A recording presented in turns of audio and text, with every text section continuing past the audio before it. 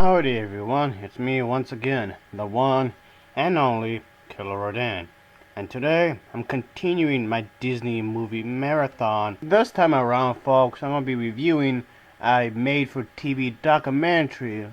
And this one is titled The Wonderful World of Disney 40 Years of Television Magic. And this one came out in 1994. Similar to the one I reviewed before, folks, there's going to be some interviews within the documentary itself, which made things rather interesting, folks, if you ask me, because of the fact they would talk about the music and how Walt Disney and his films had an impact on these particular people's lives and how it influenced them in the way they were thinking in their lives and its own impact.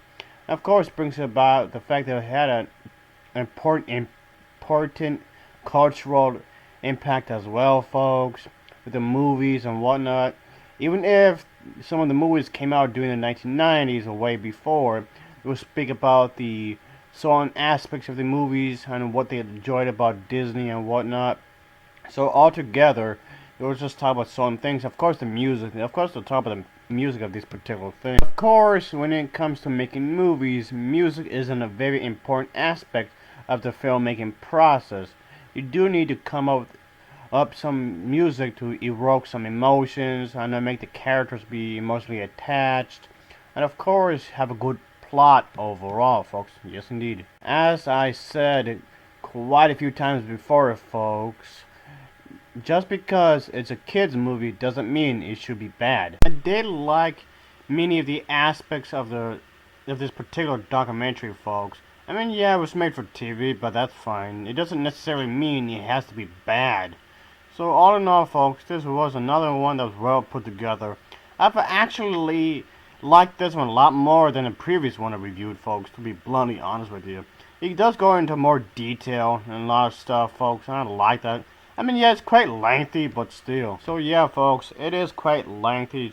So yeah, if you want to watch it for yourself, just make absolutely sure that you have the time for it. I know a lot of people out there can be rather busy at times, depending on what the week is and whatnot. But still, folks, I'll say it's worth checking out anyway. Just be sure to buy the DVD or Blu-ray. I would say it's definitely worth buying on Blu-ray because it's a really good documentary. Even though I never cared for Blu-rays really, but still, folks, oh yeah. Yeah, these movies of Disney had premiered on television sets for quite a while, so they must have done something right to last throughout the years. Hey, so yeah, even some of the programming, well, they're better than crap that's coming out nowadays. Ooh, I never cared for this god-awful reality shows. Why do they even exist? I don't get it. Whatever, guys, whatever. Yeah, I own some of those TV sets, folks. So yeah, I kind of wish I kept some of them, though. I'll tell you that right now. I was around for quite a while, folks. So yeah, keep that in mind. Yes, indeed. Well, anyway, folks, this does definitely get a recommendation from me because it was definitely a well put together documentary, and I had a lot of fun watching it. I have to thank the amazing Maddie for watching this particular documentary with me. Oh yeah. I did find it rather interesting, behind the scenes kind of thing going on, and I liked how they were discussing certain aspects of the park itself, and more specifically about the movies really. How these movies would premiere on television and how they really brightened up their lives, even though sometimes in reality can be really dark at times. Of course, not everyone is going to be happy quite a few times, folks. So, in a lot of ways, people felt that they could actually be happy through these certain movies and certain programs that would appear on television. Oh yeah. I did like how they were really getting into certain things, into the nitty-gritty of this particular documentary, to be rather fascinating. So yeah, folks.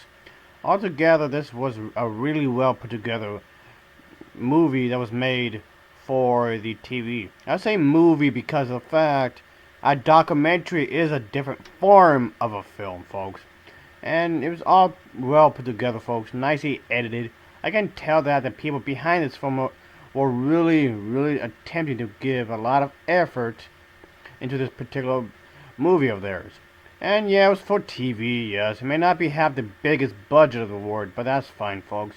Not every single film out there needs a huge budget. It doesn't necessarily mean it's a bad movie. This documentary does provide lots of information about certain aspects of the movies, the TV programs, and whatnot. The TV programs they had on the Disney Channel used to be good. And nowadays it's different, folks, but what they had back in the day was much better, of course. The certain magic they had was very charming, very unique in itself, folks. There's nothing quite like it, of course.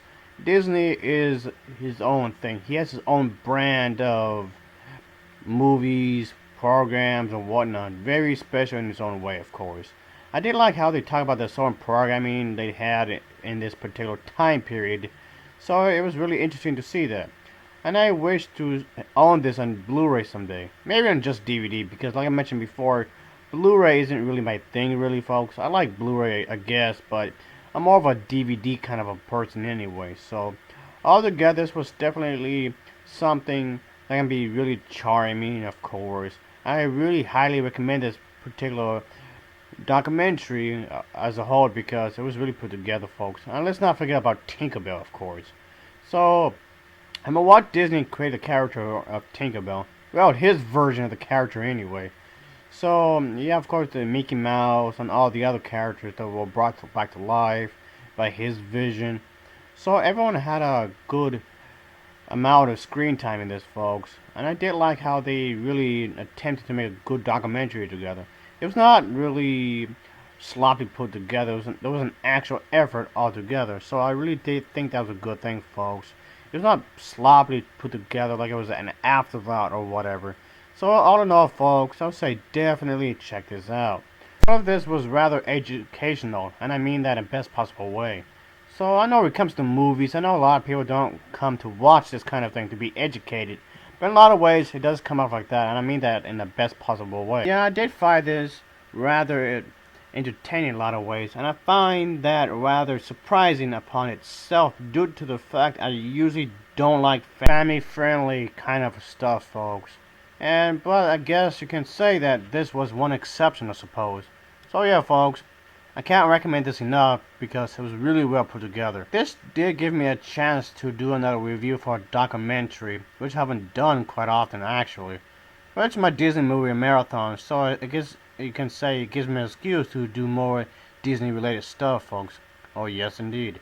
So this one, The Wonderful World of Disney, 40 Years of Television Magic, is not a waste of time.